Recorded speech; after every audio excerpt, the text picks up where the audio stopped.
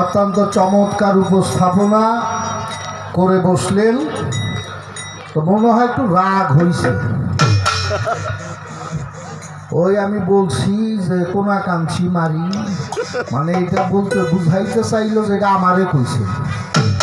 আরে পাগল, এটা তোমারে বলি নাই, আমি যে সাবজেক্ট ম্যাটার নিয়ে প্রথমে দাঁড়াইছি সেইটার কোনাকাঙ্ক্ষী মারার কথা আমি বলছি। এটা তোমারে কোনাকাঙ্ক্ষী মারার কথা কই নাই। একটু ঠেলায় রাগ কইরা গান দিল কোন গুরু, আরে ভক্তের কাছে বয়াত পড়লো কোন গুরু অর্ধেক নারী অর্ধেক পুরুষ, এইটা আপনি বলেন। প্রথমকার গানটা যে স্টেজের, পরের গানটা উচিত ছিল তার চাইতে উপরে যাওয়া, যা আমাদের বাস্তব জীবনে কাজে লাগবে, যেটা গুরু এবং শিষ্যের মধ্যে জানা প্রয়োজন, লেনা দেনা করা প্রয়োজন। কোন গুরু গুরুর ভক্তের ভাতে বায়াত করিয়া তার দেহ পরিপূর্ণ করলো, এইটা দেনা করবা কি হবে? বিষয়টা হইল বাবা, গুরু শিষ্য পালা গান অনেকভাবে গাওয়া যায়। গুরু তুমি কি, তোমারে মানি না, তোমার কাছে বায়া জামুকে, ইত্যাদি ইত্যাদি অনেক ধরনের ভাব আছে। তো আমার প্রথম মঞ্চে গানটা শুনে ভাবলাম যে হ্যাঁ, চমৎকার একটা জায়গার মধ্যে প্রথমেই পা দিয়েছে। আমরা পর্যায়ক্রমে আস্তে আস্তে একটু ঊর্ধ্বগামী হয়ে আমরা একটা ভাব রাজ্যের মধ্যে ঢুকে যাব। তো চমৎকার জিজ্ঞাসা করেছে, উত্তর আসতে হবে। একটা কথায় কাউন্টার দিছে, কাউন্টারটাও সুন্দর। বাবা নতুন বিয়ে যারা করছে তাকে কি 1 লাখ টাকা হাতে দিলে তারা মানবো? না, তারা মানবে না, মানবে না।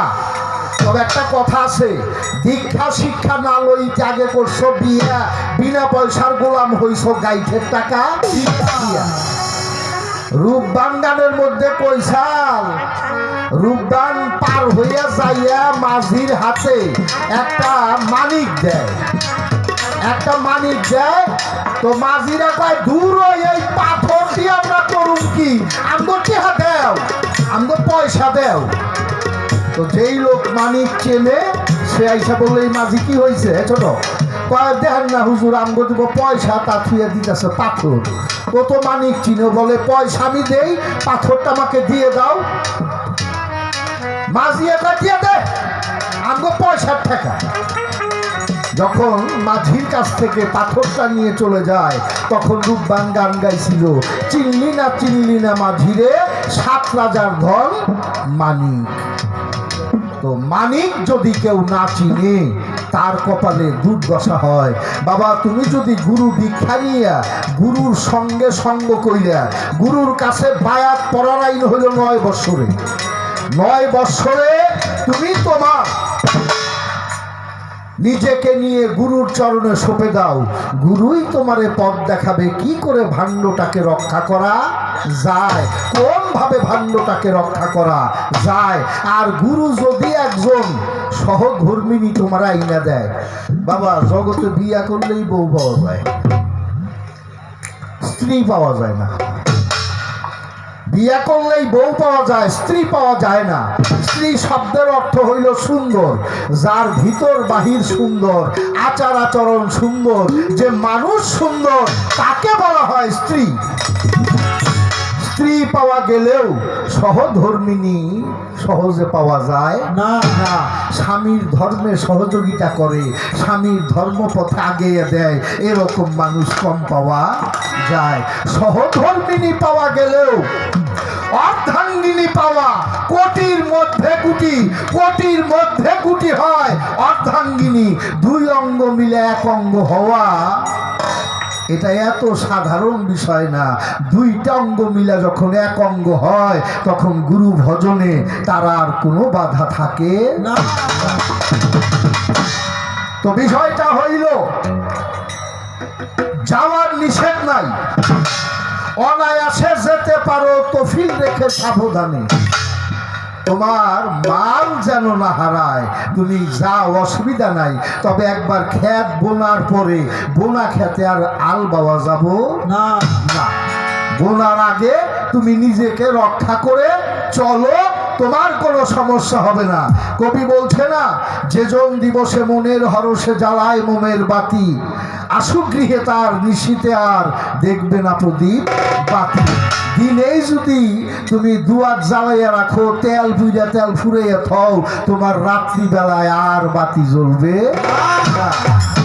বিষয়টা হইল দয়াল নবী মেরাজ থেকে আইসে সাহাবাদের বলতেছে, কয় বাবা পানি কম কম খরচ করো। আমি মেরাজে দেখছি পানির খুব অভাব, পানি কম কম খরচ করো। এটা শুই না হযরত আবু বকর, ওমর, ওসমান এরা পানি খরচ কমাইয়া দিছে। মানে গুরু তো বলে একভাবে, যে যেভাবে ধরে সেইভাবে তার কর্ম। একটা ক্লাসে 50 জন মানুষকে একই শিক্ষক শিক্ষা দেয়, এর মধ্যে একজন ফার্স্ট হয় একজন লাস্ট হয়, তাই না? একই শিক্ষাই নেয়। তো 3 জনে পানি খরচ কমাইছে। আগে 5 ঠিলা পানি দিয়ে গোসল করতো, এখন 2 ঠিলা পানি দিয়ে গোসল করে। আগে দিনে 20 গ্লাস পানি খাইতো, এখন 10 গ্লাস পানি খায়। যাই খরচ কমাইয়ে দিছে।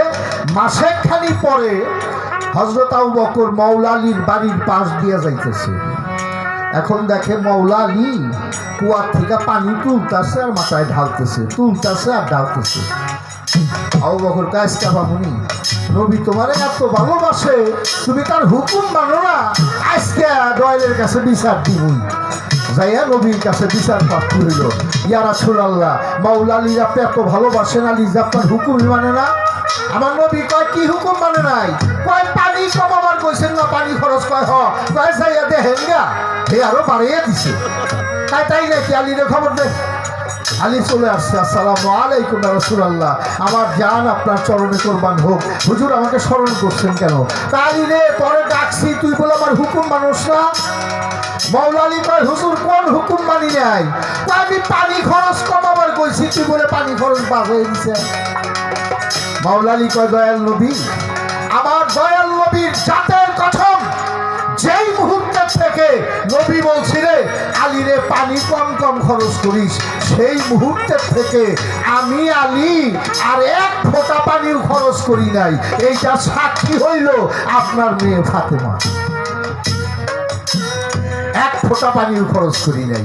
এই পানি খরচ না করাতে আমার দেহের তাপমাত্রা বাইরে গেছে।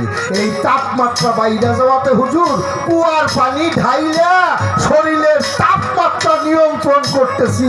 হুজুর আমি পানি খরচ করি নাই। পানির অপর নাম জীবন না, পানির অপর নাম জীবন। এইটা কি কুয়ার পানি, নদীর পানি, খালের পানি, বিলের পানি না রে বাবা। আলাকে জীবন্তনু সূরা আলাকে আল্লাহ বলেছে আমি পানির মধ্যে জীবন্ত অণুকে ছেড়ে দিয়েছি। যেই পানির মধ্যে জীবন্ত জীবন লুকিয়ে আছে, সেই পানিটাকে সংরক্ষণ করতে আল্লাহ রাসূল বলেছে। বাবা এই পানিটা সংরক্ষণ করলেই দেহটা বেশি বেশি ঠিক থাকে। আর পানি যত অপচয় হবে, দেহ তত দিন দিন ধ্বংসের পথে চলে যাবে। তবে এবার ভক্তের কাছে গুরু দীক্ষা নিল কেন? এইটা দীক্ষা বলা যাবে না। গুরু ছিল মহাপ্রভু আর ভক্ত ছিল ভারতী গোসাই। ভারতী গোসাইকে একদিন গুরু গিয়ে বলছে, এ ভারতী তুমি আমার কর্ণে নাম দাও। কি এর নাম দেব?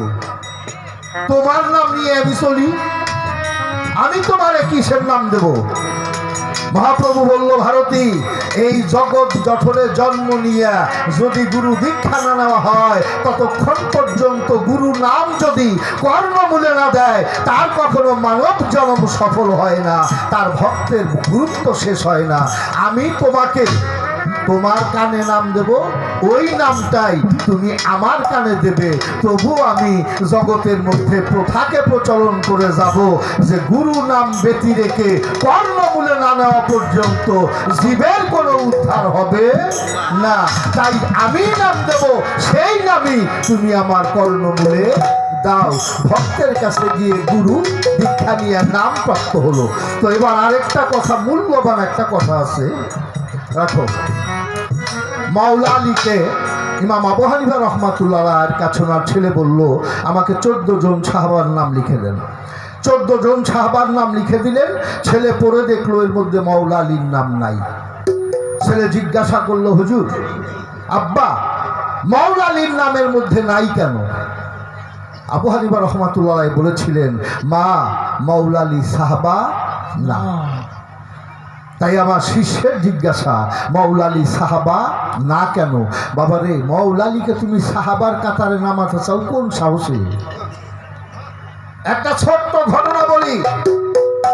কোন একদিন দয়াল নবী বসে আছে, একটা জেন খেজুর পাতা দিয়ে হাত দুইটা বাঁধা দয়াল নবীর কাছে এসে বলতেছে হুজুর, জেনের আমলে জেন জাতি যখন পৃথিবীতে ছিল তখন আমি খেজুর বাগানে গিয়েছিলাম চুরি করে খেজুর খাইতে। হুজুর, একটা ছেলে খেজুর পাতা দিয়ে আমার হাত বান্ধা দিছিল। বান্ধা দিয়া বলল যে এই বান ছাড়াইতে পারবা, পৃথিবীতে যখন আদম নবী জন্ম হবে আদম নবীর কাছে যাবা। হুজুর, পৃথিবীতে আদম নবী আসলো, গেলাম আদম নবীর কাছে, হাতের বান দেখে আদম নবী বললো আমি পারবো না, আমার পরে যে নবী আসতেছে তার কাছে যাইও। গেলাম শীষ নবীর কাছে, ঈসা মুসা, এইভাবে 1,24,000 নবী প্রত্যেকেই দেখিয়ে দিল পরের নবী পরের নবী পরের নবী। হুজুর, আপনিই তো শেষ নবী, আপনার পরে তো আর কোনো নবী নাই, দয়া করে আপনি আমার হাতের বাঁধনটা খুলে দেন। আমার নবী হাতের বাঁধন দেখে তার বাবা রে, এটা তো আমিও খুলতে পারুম না, তবে তুমি একটা কাজ করো। কি কাজ? ওই যে মাঠের মধ্যে 7-8 বছরের একটা বাচ্চা খেলা করতেছে একটু দূরে, কয় হ ওই দিকে মুখ কইরা কয় হ কর কাছে যাও, ও তোমার বাঁধন খুলে দিব। জেন চলে গেছে, যে সামনে যেই দাঁড়াইছে দাঁড়াইয়াই দৌড় দিয়ে আইসা দয়াল নবীর পায়ের উপরে পড়ে গেছে। পইরা কয় হুজুর, তো এই ছেলেই বাঁধছে, এই ছেলেই আমাকে বেঁধেছিল। বাবা, কিছু কি বুঝা গেল?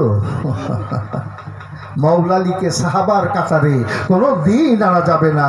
আমার মাওলা আলী সাহাবা না, আমার মাওলা আলী হলো বেলায়েতের সম্রাট। আমার মাওলা আলী হলো বেলায়েতের সম্রাট, আর রিসালাত প্রকাশ করেছে আমার দয়াল নবী, আর বেলায়েত প্রচার করেছে আমার মাওলা আলীর মাঝখান দিয়ে। মাওলা আলী যে কি, মাওলা আলী যে কে?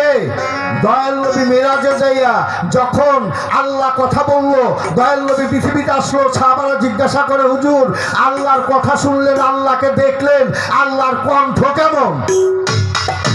আমার দয়াল নবী বলল, আমি যেন আমার আলীর সাথে বৈশাই কথা বলতে ছিলাম। তাহলে মাওলা আলী কে বাবা, এটা একটু বুঝন লাগবো। মাওলা আলীকে ওয়াজহুল্লাহ বলা হয় কেন? আল্লাহর চেহারা, আল্লাহর চেহারা হইল মাওলা আলীর মধ্যে, এই জন্য মাওলা আলীকে বলা হয় ওয়াজহুল্লাহ। প্রতিষ্ঠিত, যার উপরে আল্লাহ স্বয়ং বলছে আমি কোনো ভায়া করি না, ভায়া না করে একটি শক্তি আমি মাওলা আলীর কাছে দান করেছি এই বেলায়েত প্রচার করার জন্য। বিষয়টা এইভাবে, আর রিসালাত প্রকাশ করেছে দয়াল নবী। তাই মাওলা আলীকে সাহাবার কাতারে নামানো যাবে না। যারা বলে দয়াল নবীর 4 সাহাবা, এই কথাটা বিরাট ভুল। আমার আলী বর্তুজা, আলী করমুল্লাহ ওয়াজহু দয়াল নবীর সাহাবা না, একই নূরের 5টি অংশ। দয়াল ফাতেমা, মাওলা আলী, ইমাম হাসান, ইমাম হোসাইন, আর হলো দয়াল নবী। দয়াল নবী বলেছে আমরা একই নূরের 5টি খণ্ড, 5টি টুকরা। আমি হাসান হইতে, হাসান আমা হইতে, আমি হোসাইন হইতে, হোসাইন আমা হইতে, আমি ফাতেমা হইতে, ফাতেমা আমা হইতে, আমরা একই নূরের 5টি অংশ। এই পাক পাঞ্জাতনকে যারা সাবেক করতে না পারে, পাক পাঞ্জাতনকে যারা চিনতে না পারে, পাক পাঞ্জাতনকে যারা মহব্বত না করে, তাদের কোনো কালেই কোনো গতি হবে না। এই পাক পাঞ্জাতনকে সাবেক করলে তাদের কিছু গতির রাস্তা আছে, পাক পাঞ্জাতনকে কিছু মহব্বত করার প্রয়োজন আছে। তবে এবার সরাবন্ত হুরা বেহায়া, দেহের মধ্যে কোথায় বাবা, কিভাবে আমি মরবো না, কিভাবে কি করব, সাধন ভজন কিভাবে করব, আগে একটা গান আমার মায়ের শুনে এনে তারপরে দেখা যাবে আলোচনা পর্ব কি আসা যায়।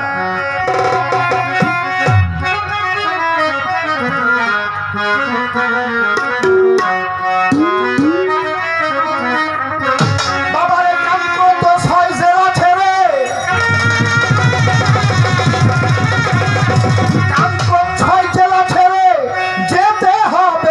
কর্ম খুঁজে দেখ তোর সাধন রাজ্য বহুদূর বহুদূর খুঁজে দেখ মন সাধন রাজ্য বহুদূর কান্তছয় জেলা ছেড়ে যেতে হবে কর্মপুর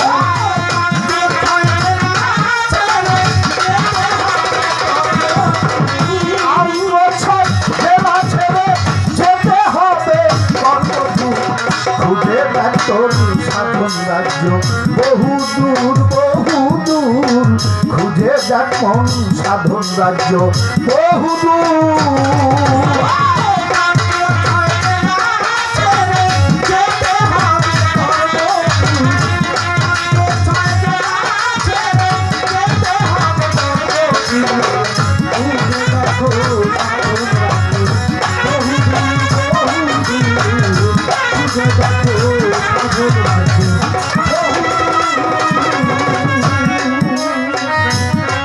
ও মনরে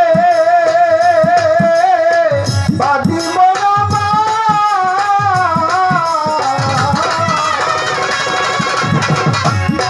আছে কর্মপুরে কর্ণদারি সে যে কথায় মন ব্যাপারি মায়া রাজ্য ত্যায্য করি চলে যাবি বিশ্বাস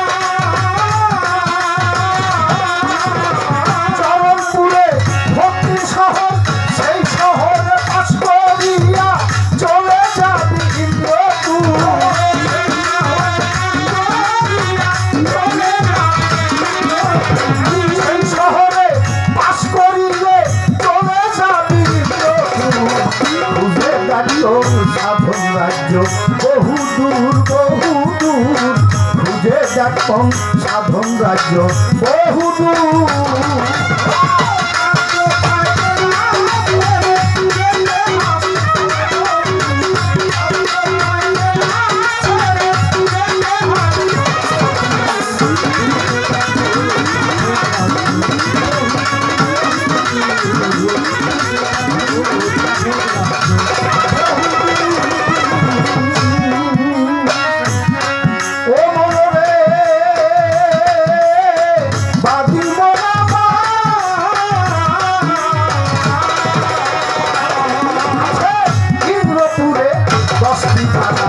মাসুদ্দিনে যাওয়া যায় না বাধ্য করলে এই ছয়জনা সে হইয়াছে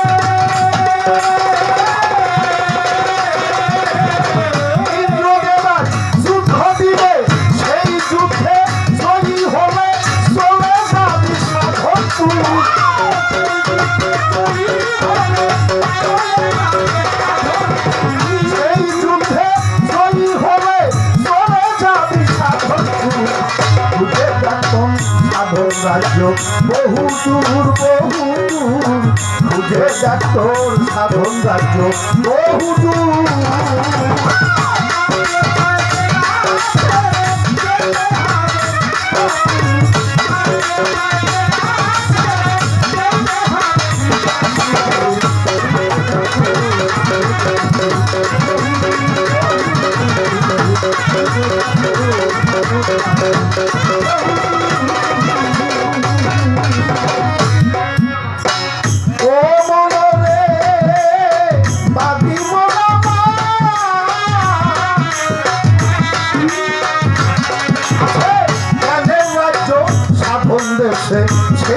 দেহেতে যে কি আছে শক্তির অধিকার হইয়াছে প্রেমটা বলা গোবিন্দ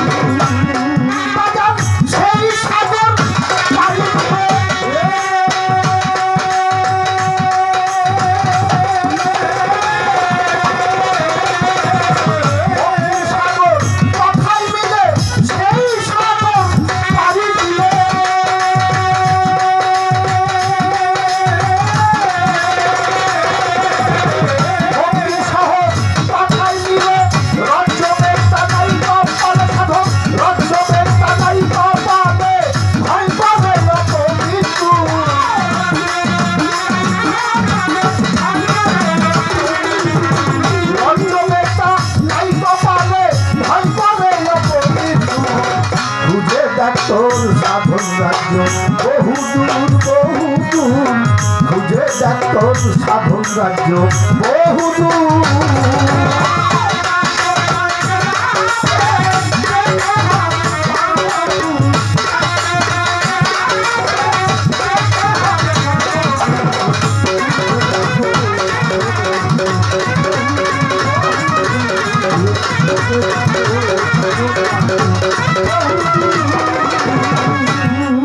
সাধক জালালের একটা গান দেহের মধ্যে বেহায়াত সেই নদীতে পানি অঘাত একটি রোজা একটি নামাজ করিলেই আদমের সারে বাবা কথাটা ব্যারিকেড কথা না আমরা পাঞ্জে গানা 5 ওয়াক্ত নামাজ পড়ি আর সাধক জালাল বললো একটা নামাজ একটা রোজা সাধকের কথা কখনো মিথ্যা হয় না বাবা নামাজটা কি বুঝতে হবে রোজাটা কি বুঝতে হবে এই যে কয়দিন পহেলা মাস থেকেই রোজা তাই না আমরা রোজা রাখবো কিভাবে রোজা রাখবো রমজানের চাঁদ উদয় হবে সকালে সেহেরি খাবো আর সূর্য ডুবার পরে ইফতার করব। এই একটা রোজার মধ্যে নিয়তে এক খরচ আর হইল না খাইয়া খাইতে এক খরচ এই 2 খরচ হইল এক রোজার মধ্যে হয় এটা আমাদের হিসাব কিন্তু বাবা এইটা তো হিসাব না সালাতুল উস্তা মধ্যবর্তী সালাত আল্লাহ কোরআনে বলল সূর্য যখন উদয় হয় তখন তোমার জন্ম হলো মধ্য এটা দুপুর বেলা গড়িয়ে যাইতেছে এটা হলো তোমার রাত আচ্ছা বাবা রোজার মধ্যে আমগো মিছা কথা কওয়া নিষেধ তাই না মিছা কথা কওয়া যাবই না আচ্ছা এটা কয়দিন 30 দিন 30 দিনের পরে মিছা কথা কওয়া যাবো তারপর কওয়া যাবো ভালো রোজাদার হয়েছে এই ঘটনাটা আমি খুঁজি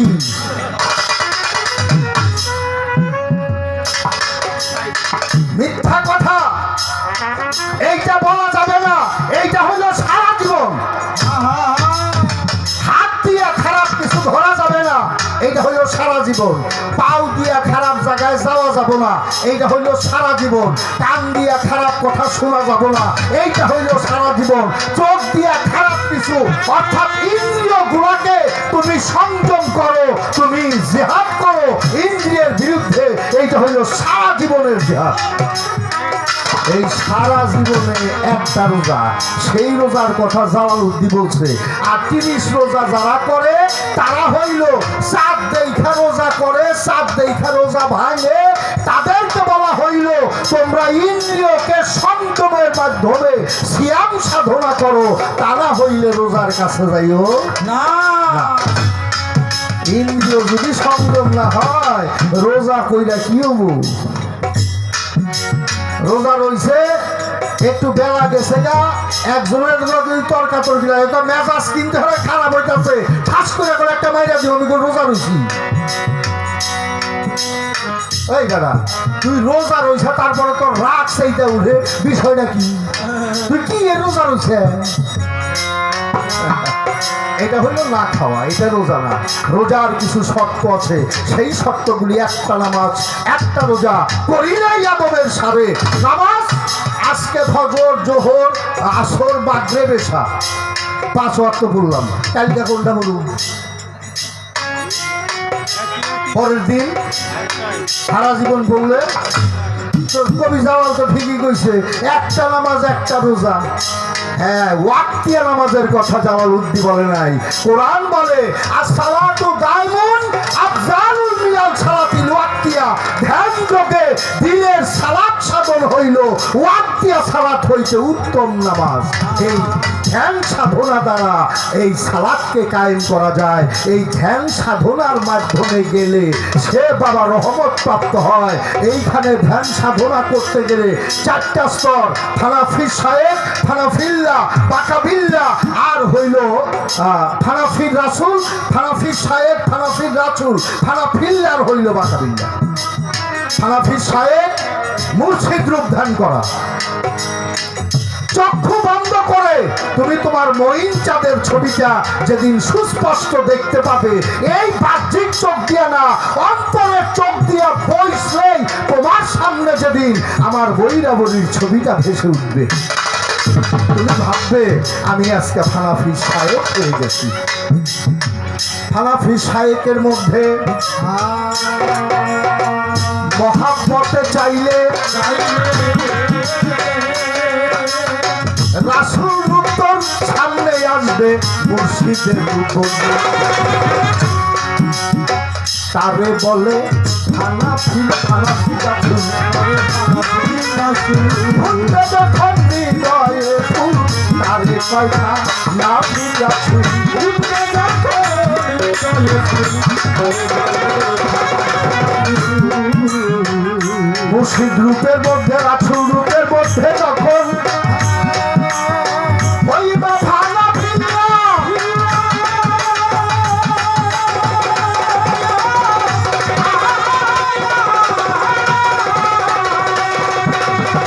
শিরসত্তা যখন তোমার চাঁদরে হারাইয়া আস্তিকে নেস্তি করে ফানাফিল্লার ঘরে,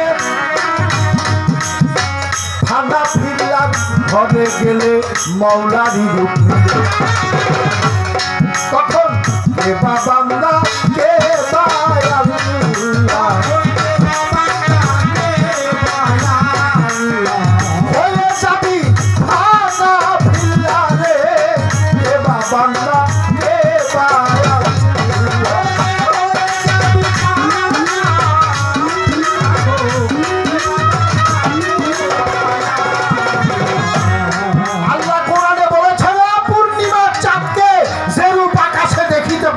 আমাকেও সেরূপ দেখিতে পাইবে। যেদিকেই তাকাও সেদিকেই আমার চেহারা। ওই দিন ফানাফিল্লার হালে মাওলার রূপ দর্শন হবে। তারপরে আরেকটা রূপ আছে, আরেকটা দেশ আছে, সেইটা হইল বাকাবিল্লার দেশ। সেইখানে আর অন্য রূপের সাধন নাই। স্বরূপে রূপ ধ্যান করা, স্বরূপে রূপ সাধন করা, সেটা হইল বাকাবিল্লা। আর বাকাবিল্লা প্রাপ্ত অলি যারা, তারাই পারে আরেকজনকে অলি প্রদান করতে। ওরা মুখ দিয়া কইলেই অলি হয়ে যায়, মুখের থেকে কিছু খাইতে দিলেই অলি হয়ে যায়, বুকের মধ্যে চাপ দিয়া ছাইরা দিলেই অলি হয়ে যায়। ওরাই পারে, ওরা হইল অলি বানানোর কারিগর। ওরাই জগতের মধ্যে এই কাজ করতে পারে। বাবা সরাবন কহুরা আব হায়াত, আব শব্দের অর্থ পানি, আর হায়াত হলো জিন্দা থাকা। যেই পানিকে সংরক্ষণ করলে দীর্ঘজীবী হওয়া যায়, সেখানেই সাধনা হইল আব হায়াতে। আর সরাবন কহুরা পাইতে গেলে মারে দয়ালের অনুগ্রহ ছাড়া কখনোই সম্ভব হয় না। না, এটা কর্ম দ্বারা হয় না, এটা ভজন দ্বারা হয়। তবে ভজন কইরা কখনো মুর্শিদ পাবি না, পাইলে ভজন করতে হয়। আমার বৈরাবর দরবারে একটা পাগল থাকতো। আমাদের বাসায় সুন্না নাইকান বাড়ি ছিল তার বাড়ি। ওর নাম ছিল ভ্রমর পাগল। ও আমার তুলাচন্দ্রের হাতে বায়াত ছিল। এই পাগল একাধারে 13 বছর দয়ালের খেদমত করছে, বিনিময়ে কোনোদিন কোনো কিছু চাইনি। 13 বছর পরে একদিন রাত্রিবেলায় তুলাচাঁদ শুয়ে আছে, ভ্রমর বৈশা বৈশা দয়ালের খেদমত করতেছে, পা টিপতেছে। দয়ালের মনে কি উদয় হয়েছে, ডাক দিছে ভ্রমর। ভ্রমর কয়, বাবা আমি কিন্তু ঘুমাই নাই। মুর্শিদকে আমি জানি বাপ তুই ঘুমাস নাই। কি বাবা? ভ্রমর রে, পাগল 13টা বছর আমার দরবারে রইলি, আমার এত খেদমত করলি, এত কর্ম করলি, অপাগল কোনোদিন তো কোনো কিছু চাইলি না রে। ভ্রমর কয়, বাবা আমি পাগল মানুষ, আমার নাই বাড়ি ঘর, আমি তোমার কাছে কি চাবো? এই তো ভালো আছে, আমি তোমার সাথে সাথে সদা সর্বদা থাকি, তোমার খেদমত করে এই তো ভালো আছি। তুলাচাঁদ কয়, ভ্রমর না রে, ভক্ত গুরুর কাছে চিরদিন ঋণী, কিন্তু এমন কিছু নিগুর ভক্ত থাকে যাদের কাছে মুর্শিদ তেমরিনে ঋণী হয়ে যায়। পাগল আমি কত মানুষ আসে দেখোস না, দোয়া করে চাকরি করব, গাড়ি করব, বাড়ি করব, অনেক কিছু করব, কত কিছু চাই। ভ্রমর রাজকা তুই আমার কাছে একটা কিছু চা, তুই চাইলে আমি তোরে দিলে আমি মনে করবো যে আমি একটা ঋণ মুক্ত হইলাম, আমি তোর প্রেম ঋণ থেকে কিছুটা বোঝা নামাইয়া দিলাম। পাগল কয়, বাবা সামু? কয়, হ্যাঁ সা। দুইটা হাত জোর করে তুলাচাঁদের সামনে যায় বলে, বাবা এই পৃথিবীর বাড়ি গাড়ি টাকা পয়সা ধন সম্পদ আমার কোনো কিছুই দরকার নাই। বাবা তোমার কাছে আমার এই মিনতি, এহকাল পরকালে মুর্শিদ তুমি আমার হইও। বলার সঙ্গে সঙ্গে তুলাচাঁদ উঠে বসছে। ওই সবাই কি করলি? তুই আমারও চাইলি? কহে, বাবা তোমারও ছাড়া আমি কারে চাবো, কি চাবো? তাই বলে, হ্যাঁ। বলে, তাহলে গুরুর হুকুম মানুষ? বাবা মানি তো। বলে, তাহলে আগামীকাল ভোরে তুই তোর দেশের বাড়ি চলে যাবি, আর বহিরাবরের মাটিতে তোর থাকা হবে না, এটা আমার হুকুম। বাবা 13টা বছর যার খেদমত করে সে যদি হঠাৎ করে বলে দূরে চলে যা, সঙ্গে সঙ্গে পাও দুইটা জলে ধৈর্য একটা, বাবা আমি তো চাইতে চাই নাই, তুমি তো আমাকে চাইতে বললা, আমাকে ছলনা কইরা তাড়াইয়া দিলে, আমাকে আর ভালো লাগে না। তোমাকে যদি ভালো না লাগে বইলা দিলে তো পারতাম, সইলা যাইতাম, ছলনা কইরা আমারে তাড়াইয়া দিলে কে? পাগল যাইয়া সারা রাত বসে বসে কাঁদছে। সকালবেলা ভোরবেলা দয়ালের পায়ের মধ্যে ভক্তি দিয়ে কয়, বাবা আপন দেশে চইলা যাইতেছি, বাবা তুমি শুধু আমার একটা কথা বইলা দাও, আমি তো কোনো কাজ শিখি নাই, দেশের বাড়ি গিয়া আমি কইরা খাবো কি, এই কথাটা তুমি আমার বইলা দাও। তুলাচাঁদ একটা ভিক্ষার ঝুলি কাঁধে দিয়া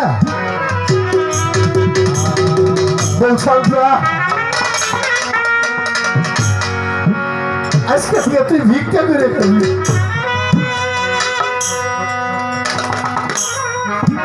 আজকে থেকে তুই ভিক্ষা করে খাবি,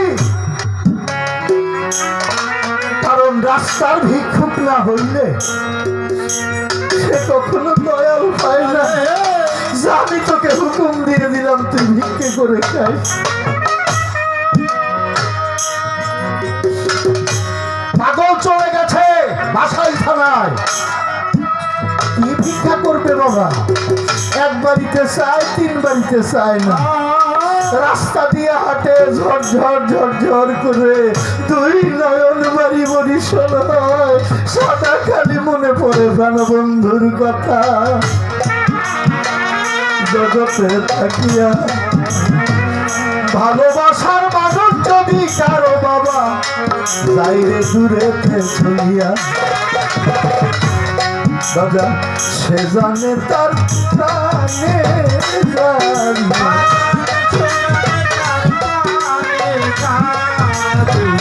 অন্য ব্যথা বুঝবে কেমনে রে সে জানে তার প্রাণে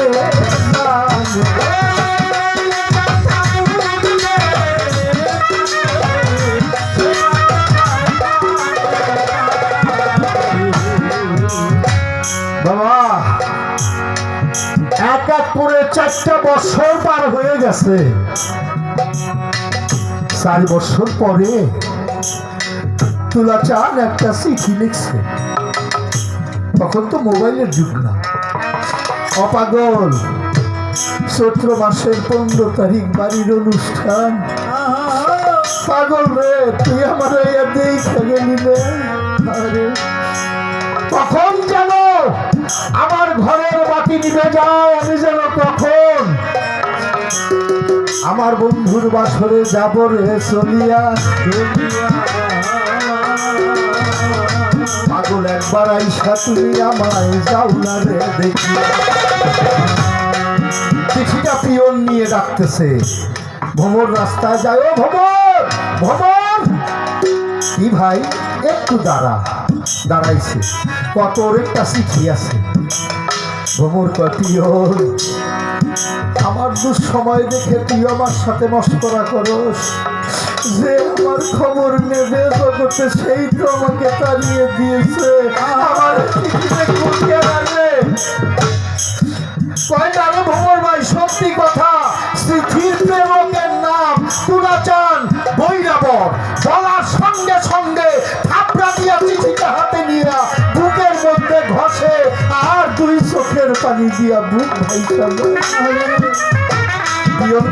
বুঝলাম না কি সে চিঠি বুকের মধ্যে নিয়ে ঘষস আবার চোখ দিয়ে পানি পড়ে, বিষয় কি? ভ্রমর কাপিয়ম তুই বুঝবি না। আমি 4টা বছর আমার বন্ধুর সঙ্গ ছাড়া আমি আমার বন্ধুর দেহের স্পর্শ পাই নাই। এই চিঠিটা আমার দয়াল তোমার হাত দিয়ে লেখছে। ওনার হাতের পরশটা এই চিঠির মধ্যে লেগে গেছে। তাই আমি চিঠিটাকে বুকে নিয়ে আমার অতৃপ্ত আত্মাটাকে একটু সান্ত্বনা দিতে চেষ্টা করতেছি। অপিও কি লেখছে? কি লিখেছে? চৈত্রি মাসে বৈরাবর রোষ তোমাকে দেখতে যাইতে কইছে। পাগল কয় আজকে আমরা দেখবার যাওয়ার কইছে। আমি যাবো না। টাঙ্গাইল কলটিয়া থেকে বৈরাবরের গাড়ি ভাড়া তখন পাশের থেকে 6 টাকা। যাইতে 5 টাকা 6 টাকা, আইতে 5 টাকা 6 টাকা, 10-12 টাকা, 2-4 টাকা তো খরচেরও দরকার আছে। 15 টাকা আমি কোথায় দাম আমি দেখতে লেগে যাবো? আমি সারাদিন ভিক্ষা করে চাইলে না জমা পারি না। আজকে আমরা দেখবো জমার কয়। চিঠিটা নিয়ে কাঁদতে কাঁদতে ভ্রমর পাগল মনে ভাবলো হারে এই শূন্য নাইকান বাড়িতে আমার না কত বড় বড় তরিকার ভাই আছে। মায়ের পেটের ভাই হবে বেসাদির ভাগি, তরিকার ভাই ছাইরা গেলেও হয় নিদান কালের সাথী।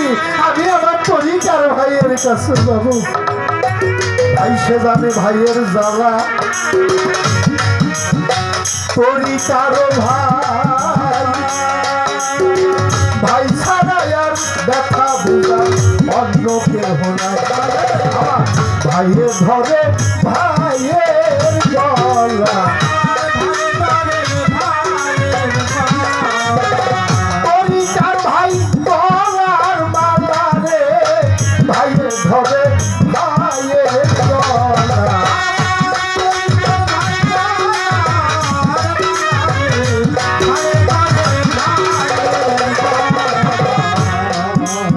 একটা তরিকার ভাইয়ের মধ্যে সবাই বাবা গুরুর কাছে বায়াত করলেই তরিকার ভার হয় না।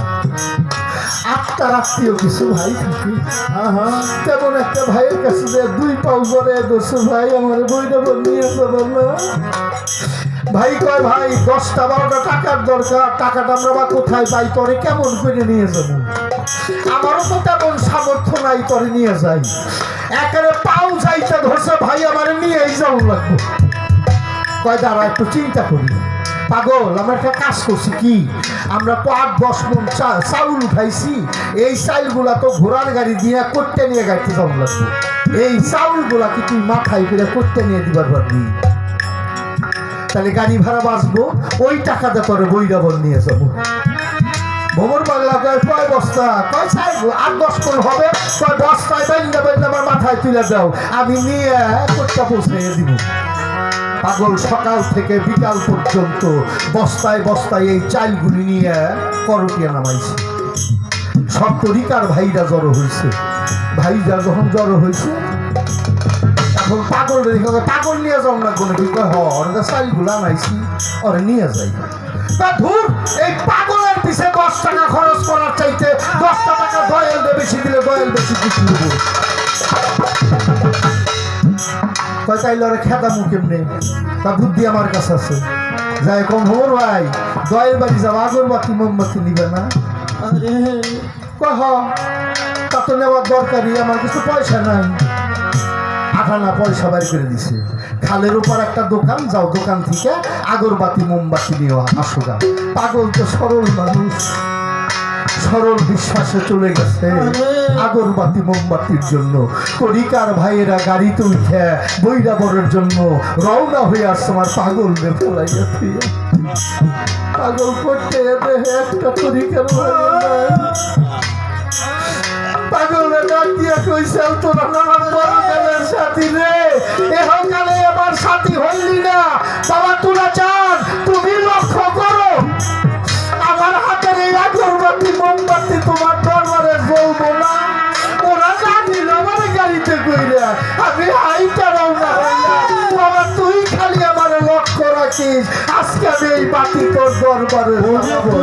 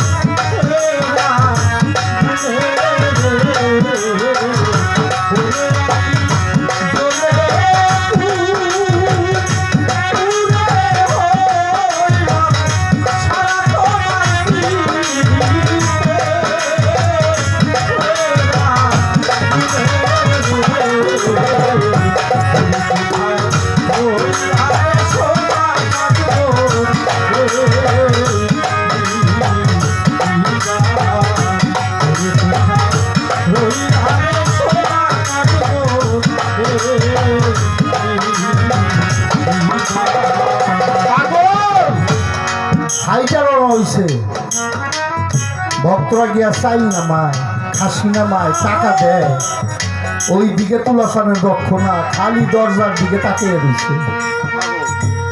ভক্তরা সব ঢুকার পরে কয় বাবা তোর আমার শূন্য নাই কানবাড়ির ভক্ত না? কয় হ বাবা আমরা তো শূন্য নাই কানবাড়ির ভক্ত। কয় বাবা তগো ব্যাকে দেখি আমার পাগল ডাহে নাই। মুর্শিদ কয় আমার পাগল আর কিছু লাগে না রে। ভক্তরা ভয় পেয়ে গেছে, বলে বাবা পাগল মানুষ কোন দিক থেকে কোন দিকে গেছে আমগুলোকে তো দেখাই নাই। এই তো মুর্শিদ বেরো আর ঘর থেকে বেরো, আমার সামনে দাঁড়াইয়া তোরা মিথ্যা কথা কর।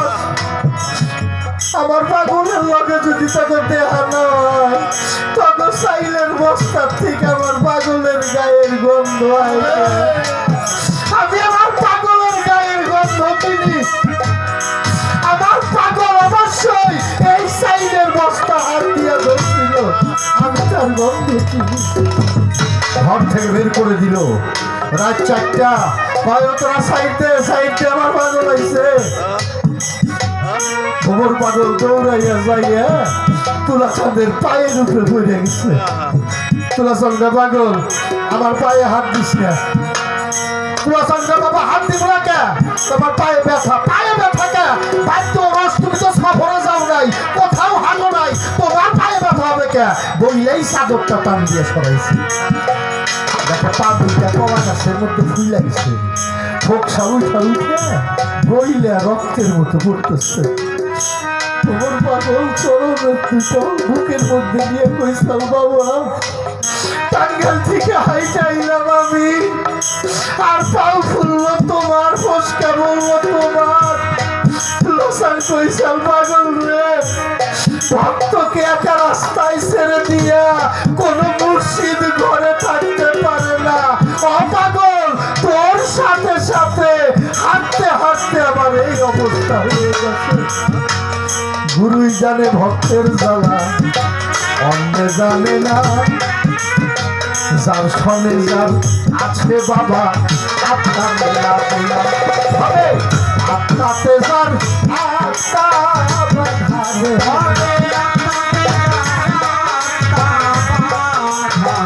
সবাই জানে মুর্শিদের কথা রে, আপনাতে যার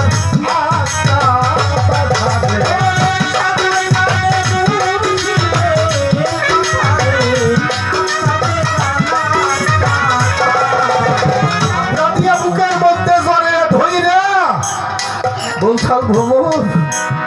এই জগতে হোকাল পরকাল বলতে যদি কিছু থাকে, দুই কালের জন্যই তুই আমার হয়ে গেলি। এই জগতের মধ্যে আর কোনো ভয় তোর থাকছে না। বাবা রে গুরুর কর্ম করে গুরুর আত্মার আত্মীয় হয়ে সেই সম্পদকে লাভ করতে হয়। এটা কোনো বাহ্যিক জিনিস না যে হাতে ধইরা দেখিয়ে দিব এইখানে এই অবস্থায় তুমি করো। কর্ম করলে অবশ্যই সেটা পাওয়া যায়, আর কর্ম না করলে পাওয়া যায় না। সেখানে দাঁড়িয়ে আমার ভাবুক কবি বশিষ্ঠ সরকার গাইবেন।